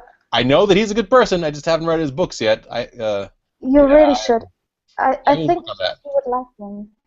Yeah. Very cool. There are just so many stories in those two books. I don't even remember all of them, and I'm definitely going to reread the books a couple of times in my life. But yeah, he has a special place in my heart. I Let's can say that. tell you've gotten very emotional over it. I mean, Yeah, that's how I reacted when I talk about Terry Pratchett. yeah. Um, we were joined in the chat by Rowan. Hi, Rowan. Right here at the Hi. end. Excellent. Justin German Dude said that a comic book artist friend of theirs had a booth at the Leipziger Buchmesse, and he didn't get to go either. Everybody missed out. Yeah, that's kind of my how do you say that in English? Achilles heel. Nee, how do you pronounce it? Achilles heel. Do you know what I mean? I don't know what you mean. Can you describe it? I'm going to Google it because I was, every now and then I will make a joke, a positive, affectionate joke about how the German language has compound meanings in words, wherein English only has singular meanings in smaller words. And I was wondering if we could hit one of those points here in this conversation. so Achilles heel. It is from the Greek mythology, and Achilles was basically immortal. But, you're saying Achilles heel. Achilles heel. Yeah, Achilles. Ah, yeah. So That's not a German word. That's just my misunderstanding of what you're saying. I'm so sorry. Yeah. No, but German words. The German language is amazing, and I get really angry when people make fun of it. When they say, "Oh, it's so hard," and then they start screaming, "Nein!" and, just like your tagline. yeah. No, the German language is fascinating. I love the way that the German language is structured, where you literally can just take portions of words that mean something, and if you combine the portions of words that mean portions of things, you'll end up with a whole word that means a whole thing, and oftentimes that ends up being an idea that we don't have other words for. Yeah. Schadenfreude, for example. I use Schadenfreude all the time. I love when people who aren't from Germany use the word. It's a beautiful word. It's a great word. It just describes perfectly what it is meant to say. Yeah. That you are happy about someone else's misfortune.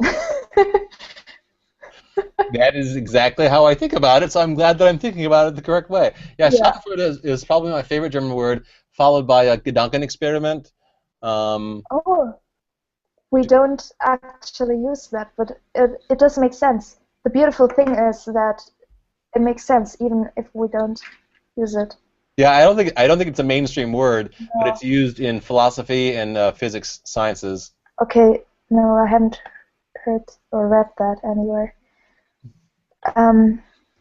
But what I don't like is to watch movies or TV shows with German synchronization, because I know what it's supposed to say in English, and to hear the German translation that doesn't always make that much sense to me is annoying. Or I read books that are by English-speaking authors. I read them in English. I don't read the translations anymore because the German language is just so different from the English language, and we have so many more words to describe something. And sometimes books end up being thicker and longer than they were in the original language. For example, with The Name of the Wind, I think the second book, they had to make 2 parts in the German version because there was just so much in it, so much words. That's funny. I mean, I know English, I know French, I can read a little bit of Italian, I know a few words in other languages. I know like a couple words in Russian, I know a couple words in German.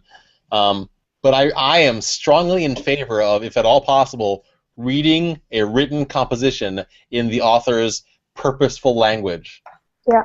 Like and to the point where even American English versus British English are just different enough that if I can, I will always go to Amazon's UK site and I'll order the British English version of a book instead of the American English version of the book if the author is British, because it makes a difference. I think that the French have that concept of le mot juste, the precise word, the exact word, and that is something that I think a lot of authors really do use. They'll look for exactly the word they want to use in exactly their language, which may not have a perfect translation in other languages. And yeah, you just learn a lot about the culture the person's from reading a book they wrote just by the words they use, and I think that's fascinating. Words are just magical. Words are everything to me, so I'm really, really sometimes elitist about things like that, about reading things and listening to things in the original language. And I even start learning a language if I want to watch something. For example, the Korean pop culture. I started listening to K-pop. I started watching K-dramas. And then I thought to myself, okay, I can read the English translation, but unless I start learning the language and start understanding some of the things, I will never know the true meaning of what they are saying. It's true. It's just digested by someone who made the translation. Yeah. I don't know. That's just my mindset. Yeah, I think it's a good mindset. I agree with you. I wonder if my friend Ricky Pointer, who is a huge fan of K-pop and I think Korean shows, I wonder if she understands Korean. I don't know if I ever asked her about that. Okay. I should check with that. The Korean language is beautiful. It's really beautiful. And yeah, that's why it deserves to be learned. I think. It's funny. I wonder sometimes if I thought differently as a child when I spoke Korean as a native language. I was only ever in English-speaking schools. So once I started attending school, I almost immediately phased out that portion of my brain that was dedicated to the Korean language, and I started learning how to speak English as American as I could. But I definitely know that But I also took a couple of Korean culture classes when I was in Korea, and so I would learn about the Korean language and the different letters and how words are put together, and I learned lots of Korean folk stories. And definitely the way that you think about things in the Korean language when you're structuring like a concept, something that's equivalent to a sentence or a phrase, is different from how you think about it in English. Yeah, that's just fascinating. Just by changing the order of the words, what you're saying and the way you're saying it just changes everything. You can't translate that. That's just not possible. Yeah. It's true, and I think that it might even be most obvious when you talk about songs and poetry, where in order to fit certain patterns within the art form itself, you play within the constraints of that language. So if I were to learn German, I might try to write a poem in German, but I'd probably rely upon the beat patterns that I think of in English, and it wouldn't be as Yeah, good a poem as if I just like really was immersed in it. yeah. And the thing I have now with English and German, because I have spent so much time with reading English books, listening to English music, watching TV shows and movies in English, and just using the language. Now I don't translate in my head. I just have like two separate parts of my brain for each language, and sometimes I have to get my brain running to the point where it works well. When I start, when I speak a lot of German and then start speaking English again, it's terrible. I sound like I haven't spoken English in 15 years or something like that. But once I'm at a point where my brain is warm, or when I have a couple of days where I only speak English, it's just, yeah, I don't know.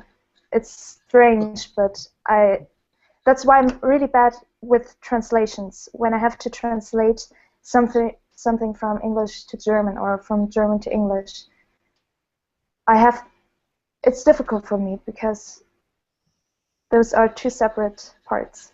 I don't know. That's interesting. You have two personalities based on your languages. Yeah, it's Oh, really like that. are your personalities different? Like, is German speaking Fransi? Does she have a slightly different personality from English speaking Fransi? I think so, and it feels. I make videos in German and in English, so that's where I realize how that works.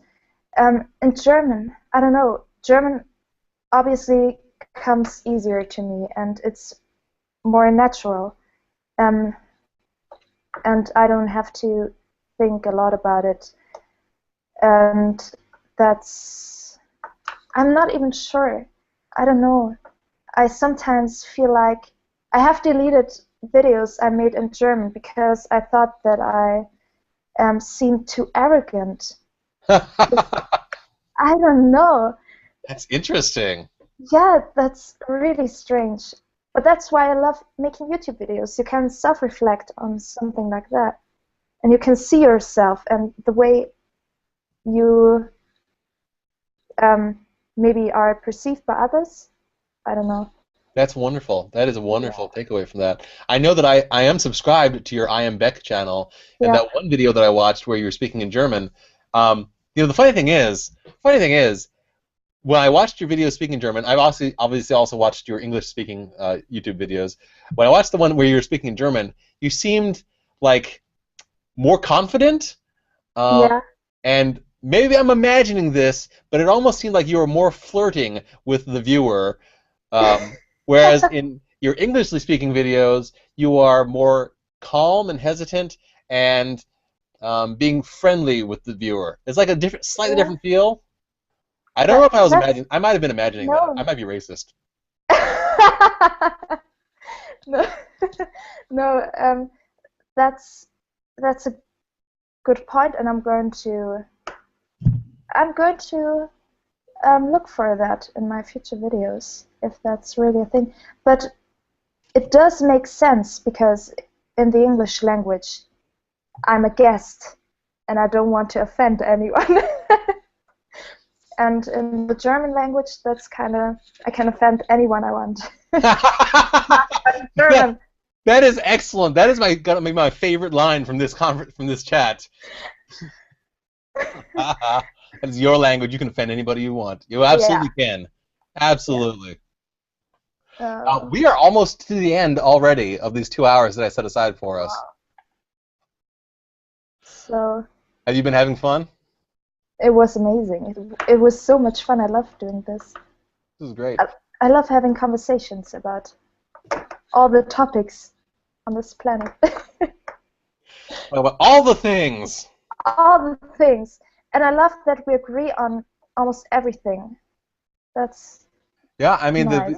I think our biggest disagreement so far was that you still enjoyed the 100 and I do not. That's like it. Yeah. Let's see if there's anything last stuff in the chat before we sign off. People are talking about dialects and linguistics and accents, which is great. I actually want to do a video about accents, specifically with regards to there's a little trend of YouTubers doing accents as like a tag style or challenge style video. Yeah. And I am not 100% in favor of that because there's some stuff going on there that might be problematic. I want to talk about it. Yeah, definitely. Please talk about that. I'm looking forward to this. Zainab pointed out that they found out that turning sour in English is translated as turn to vinegar in French. That I did not know that. That's funny. That's cool. Bridget did a great job of pointing out that African American vernacular English is a legitimate dialect of English, and yes, it absolutely is, and it gets appropriated all the time. So I'm glad that you're having a discussion about that. Yeah. The turning sour. Is that? Do you mean that as an idiom? I think I've never heard of turning sour as an idiom. Okay. Well, maybe actually, a conversation can turn sour. I wonder if they do use. Maybe that. I wonder if that's what they meant. That's interesting. Cool. Mandy in the chat points out that black students in her school had been punished for how they spoke, for not speaking actual English, which is awful, awful, awful. Chescaleigh talked about it, I think, on a podcast or on a Twitter about how people don't see the slang as proper English and how that's racist. So,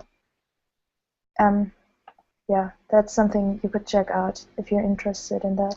I will do. I love her video, so that's no problem. Oh, did you watch the animated video, the Chescaleigh and Cat Blaque did? Oh my God, it was perfect. It was so good about privilege, Yeah. the snail and the caterpillar. It was so great.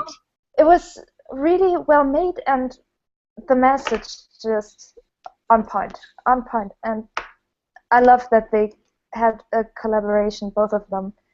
Me too. I am glad, and as long as we're ending up this live show with giving a shout out, I'm gonna give one more shout out to Fran. Because we need to get her to 1K by April, and it is almost April. So if you're watching this video, and if you're not subscribed to the YouTuber Fran, British YouTuber, I'll be tweeting out her channel. I'm sure more times today. You should subscribe to help her get to 1,000 subscribers by her birthday month, which is April. It's almost here. Please subscribe to her. Yeah, I agree. Subscribe to her. And if you're one of my subscribers who has not yet subscribed to Fransi, please subscribe to her. She's great. Thank you. People are asking in the chat, what is this video that Chescaleigh and Cat Blaque did? So we'll definitely tweet that out as we wrap up. Did you want to say any last things? Thank you for having me on this live stream. It was so much fun. It was really interesting. And yeah, if you're not subscribed to Paul, I don't think that anyone from my people is still there, but if there are any people, please subscribe to Paul, because he's amazing. He's on my top 5 list of YouTubers. Aww. And definitely. Thank you. He deserves everything. Share his videos. Just do everything. Yeah. Thank you so much. And I'm looking forward to meeting you at VidCon. Oh my God. This is going to be amazing. Yeah. Oh gosh, we're about to wrap up our chat, but Nina Rickner has joined our chat and points out that there are dialects and accents, rather, in sign language as well. That is so cool. Oh, that's cool. That is so cool. Oh, I love sign language. I wish I amazing. could learn that, but it's impossible to learn this as a hearing person on your own. It's just, I don't know. It's beautiful. It's sign language for me is the beautiful combination of words and movement. Movement that means something. It's like dancing. It's just beautiful. I love it. Yeah. I love it so Like, much. The Hawaiian luau is composed of dance movements that have meanings as well. So it's like I feel like that's like a version of where it started, Okay. and more complex sign languages are like a modernized version of where dancing with words came from. Okay. Yeah, it's very So cool. I'm lucky. I feel glad that I learned a few years ago, maybe like a decade ago, that American Sign Language is not the only sign yeah. language, and that there are many others. But there are lots of people who don't know that. Lots of people think that ASL is the only sign language in the No, United States. Nope. it There are lots of isn't. sign languages, just like there are lots of languages. Yeah. Why would it? Why would it be different than any other language?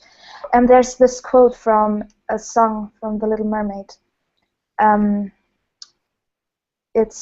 don't know what the song is called, but they say dancing is a language that is felt instead of heard. That's So beautiful.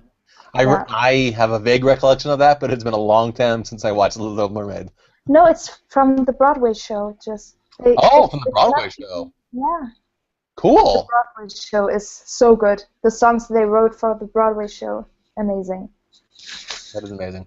And Yeah. people in the chats are saying that you should watch sign language covers of songs, like ASL Oh, songs. I always do all of the covers. Yeah. That's wonderful. All right, we could keep on talking forever, obviously, so I'm going to make us stop Yeah. this chat because I've got to do other things, like make videos. I've got to make other vlogs, Yeah. basically. I'm going to turn off my webcam and then go turn on my regular camera. That's basically all I'm going to do. Okay. But thank you so much for joining me in this. I appreciate it so much. I am not planning on having a live video next weekend because I basically want to take a break, but also because I've been invited to host a Steven Universe cartoon marathon day. So next Saturday, I'm going to be joining some friends of mine, and I'm going to show them like a series of Steven Universe episodes. And we're going to have breakfast and watch cartoons together. Well, that's amazing. Yeah, that's going to be fun. So that's what I'm going to be doing next weekend. But I'm going to be trying to find a partner to co-host another live event with me the weekend after that. But before then, I might be joining in my friend Ruby Churchill. It's Random Ruby on YouTube. She is celebrating her second anniversary on YouTube tomorrow, so I might be joining her live video tomorrow. Cool. So no break.